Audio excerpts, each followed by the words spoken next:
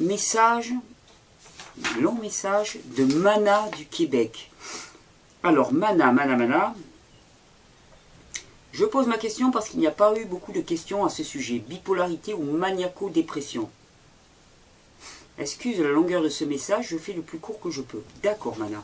Oui, c'est vrai qu'il n'y a pas eu tellement de messages et pourtant c'est un sujet qui est très très important. Je suis déclaré bipolaire depuis quelques années.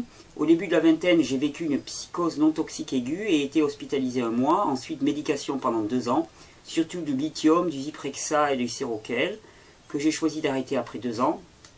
Pas eu de récidive pendant 2 ans environ. Ensuite, autre psychose aiguë non toxique, avec hospitalisation de 2 ans cette fois. Waouh!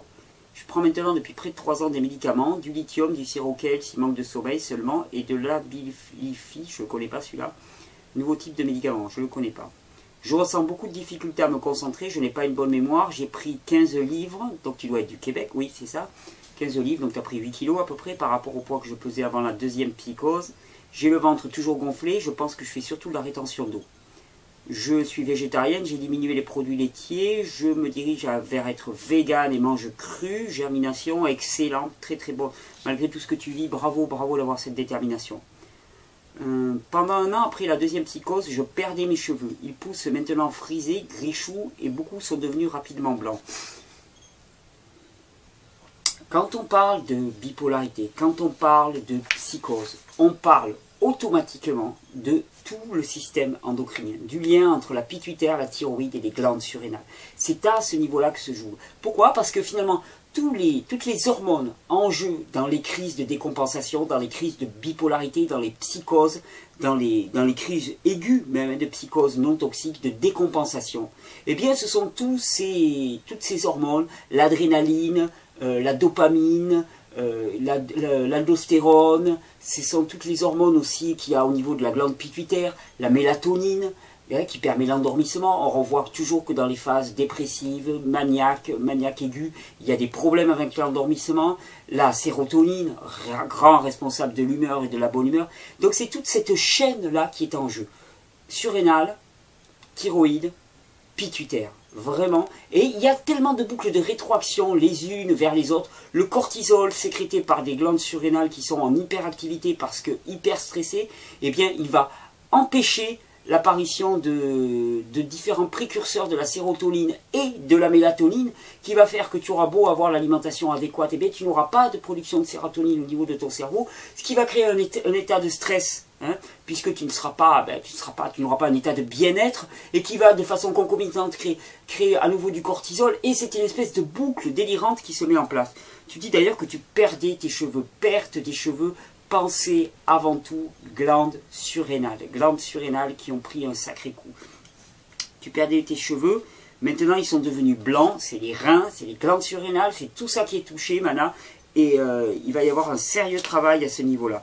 Ce qui se passe en fait dans la bipolarité souvent, c'est qu'il y a un événement déclencheur. Il y a un événement déclencheur, une pression psychologique que l'on ne supporte pas. Et là, il y a un clash qui se passe au niveau des glandes surrénales, une énorme sécrétion de cortisol, et toute la chaîne endocrinienne est complètement déséquilibrée. Et à partir de ce moment-là, ça part en... d'un seul coup, on commence à mal dormir. Pourquoi? Parce que la sérotonine et la mélatonine ne peuvent pas être sécrétées normalement, elles n'atteignent pas leurs récepteurs au niveau du cerveau. Donc, comme on dort mal, l'état de stress augmente, et c'est une espèce de boucle vicieuse qui se met en place, et obligatoirement, il y a des rechutes. Et il y a d'autant plus de rechutes qu'on prend des médicaments qui sont des corticoïdes, des immunosuppresseurs, qu'on prend des anxiolytiques qui vont nous faire augmenter l'acidose du corps, qui vont nous faire augmenter l'état de stress du corps. Et c'est un cycle infernal. C'est un cycle infernal qui rapporte beaucoup à certaines personnes, mais c'est un cycle infernal. J'ai 27 ans, j'ai envie d'arrêter la médication, mais ici au Québec, si tu arrêtes ta médication, tu n'as automatiquement plus accès à un psychiatre. C'est ce qu'on appelle un système de santé. C'est absolument dégueulasse comme système. Qui croire? Le discours des psychiatres me semble vrai quand je les écoute me dire qu'avec la médication, il y a une diminution des chances de rechute. S'il y a une rechute, c'est dangereux pour les facultés mentales. Mais certaines fois, je suis découragé et je veux juste en finir avec tous ces médicaments qui me rendent autre à moi-même. Voilà, le problème c'est que il y a peu de chances que tu aies des rechutes avec les médicaments. Mais qui c'est qui vit? Tu sais, moi, quand j'avais 20 et quelques années, J'en parle en filigrane dans les vidéos. Je vous promets, hein, je vais faire une vidéo sur mon parcours un de ces jours. Mais j'étais pas super bien à ma peau. On peut pas dire ça. Et à un moment, il y a un médecin, croyez bien faire, qui m'a prescrit du Prozac. Et j'ai pris du Prozac pendant 3-4 mois. Alors ça allait bien. Ça allait bien. Sauf que toute la journée, j'étais complètement ahuri. Je bougeais pas. J'étais inerte. Complètement inerte. Alors, si être adapté à cette société, c'est être inerte, ne pas faire de bruit et les laisser tranquilles, alors ok. Mais pour moi, ça ne soigne pas. C'est une camisole chimique que tu te mets, et en tout cas, ça empêche toute forme de régénération, ça empêche toute forme d'après. Alors ensuite, la transition, elle a à se faire intelligemment. Je ne te dis pas du jour au lendemain de couper tes médicaments, il y a une progression à suivre. Et ça demande vraiment une individualisation. Et si tu es prête à le faire, tu peux me contacter. On essaiera de voir ça ensemble, que je te donne des conseils pour faire une individualisation par rapport à ça. Mais je refuse de dire que les médicaments évitent la rechute. La médicament te transforme en autre à toi-même. La psychose non toxique est pour moi un accès de joie très intense qui, semble-t-il, doit être réprimé. Mais bon, la médication est censée nous rendre plus calmes. Selon quels critères au juste? Selon les critères de la société. Il faut surtout que tu ne fasses pas de bruit. Comme il faut qu'on ne fasse surtout pas de bruit. Personne. Hein. Il y a... Je ne sais plus qui a dit ça, mais qui disait une phrase que j'aime beaucoup, qui disait que finalement, on passait les premières années de la vie d'un enfant à lui apprendre à marcher, à parler et à s'exprimer, et à courir, pour ensuite le visser sur une chaise et lui dire de se taire. Mais c'est à peu près pareil. Hein.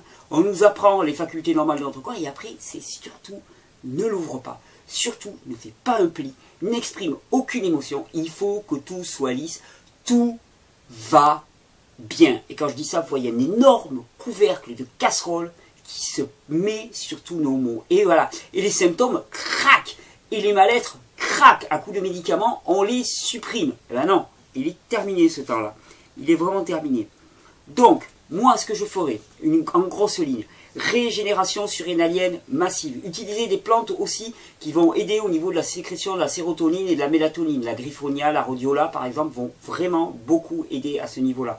Qui vont te permettre comme une béquille au départ de te passer de ces antidépresseurs, de te passer de ces anxiolytiques. Une quantité massive de jus, de choux, de choses comme ça dans lesquelles il va y avoir énormément de vitamine K, énormément de minéraux et même de minéraux rares, hein, comme le lithium, comme le potassium, tu vas pouvoir les trouver dedans. Apporter une nutrition, une réelle nutrition de façon massive à ce corps, qu'il retrouve de la joie, qu'il retrouve de l'énergie. Et tu vas voir que quand tu vas retrouver cette énergie, ben tu vas pouvoir doucement sortir de cette boucle infernale dans laquelle eh bien, tu es plongé de bipolarité et ne plus craindre, ne plus vivre dans la crainte, mais vivre vraiment ta vie. Par contre, ça risque de déménager. Ça risque de déménager sérieusement parce que actuellement, tu n'as certainement pas idée de ce à quoi tu es promis, de tout le potentiel qu'il y a en toi. Tu as 27 ans maintenant. Ne laisse pas faire ça. Ne laisse pas faire ça. Ne renonce pas maintenant. Je t'en prie, vraiment, ne renonce pas maintenant. C'est trop terrible. Si tu écris ce message, je sais que tu n'as déjà pas renoncé. Alors vas-y, accroche-toi, on sera là pour t'aider, on sera là pour te soutenir. Tu envoies des mails, on te répondra, il n'y a pas de problème. Il y a des gens au Québec qui peuvent te soutenir. Je rappelle qu'il y a un groupe Vivons Cru au Québec sur Facebook. D'ailleurs, je remercie tous les gens sur Facebook. J'y vais faire une petite incursion de temps en temps. J'ai vraiment pas le temps de regarder tous les messages. Mais vraiment que ce soit le groupe Vivons Cru, le groupe Vivons Cru au Québec, je suis impressionné par votre compréhension des choses, vos conseils que vous prodiguez mutuellement, ce soutien, cette aide, cette énorme chaîne d'amour dont nous sommes tous les maillons et dont nous passons hein, petit à petit, mais on est tous unis dans la même quête, dans la même soif pour aller vers une vie meilleure, pour aller vers une vie épanouie, et ça c'est fantastique. Donc Mana, rapproche-toi de ça, tu peux contacter ce groupe sur Facebook, Vivons Cru au Québec, et tu vas trouver de l'aide, il y a des Québécois, il y a 2 Québécoises qui viennent au stage en avril, qui vont faire le niveau 1, tu pourras te tourner vers elles. Elles ont déjà, je crois, à ce que j'en sais, des très bonnes connaissances en matière de physiologie et d'hygiénisme. Donc tu vas voir des gens qui sont compétents sur le Québec.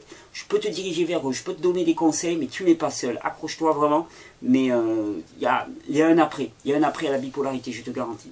Ça demande finesse, beaucoup d'utilisation de certaines plantes, mais on peut s'en sortir. Il y a encore une question de Mana. Je pense que c'est ma médication pour bipolarité qui me donne de l'hypersalivation. Grande quantité de salive, besoin de constamment avaler. Lorsqu'on m'a prescrit des gouttes pour les yeux à mettre dans la bouche pour assécher, Je trouve ça absurde, donc je n'en mets pas, d'autant plus que je passerai mon temps à en mettre. Que me suggères-tu pour réduire ces excès salivaires? Excès salivaires, c'est uniquement parce que tu as une acidose massive et ça déshydrate. Alors, les glandes salivaires fonctionnent parce que tu es complètement déshydraté au niveau de la bouche. Quand tu as cette sensation, je te conseillerais de boire de l'eau citronnée, hein, pour vraiment activer quelque chose d'astringent, pour activer la circulation lymphatique. Rien que de l'eau citronnée ou même du jus de citron, où tu croques dans un citron et tu vas voir un petit peu ce que ça va faire. Ça va faire un peu circuler tout ça et ça va être très très efficace.